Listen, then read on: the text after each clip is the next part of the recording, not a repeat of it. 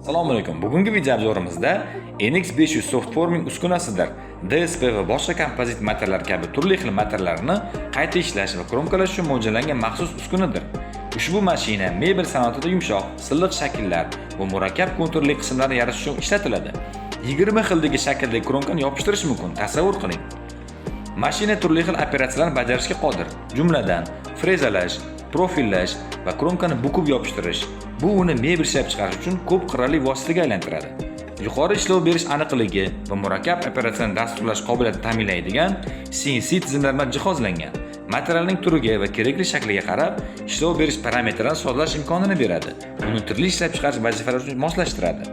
Intuitiv boshqaruv interfeysi va ergonomik dizayn mashinadan foydalanishni osonlashtiradi. Yangi zamonaviy dizayn vazifalari, yuqori mahsuldorlik, tezlik bilan turli ishlab chiqarish formatlarida qayta konfiguratsiya barqaror ishlashini ta'minlab beradi.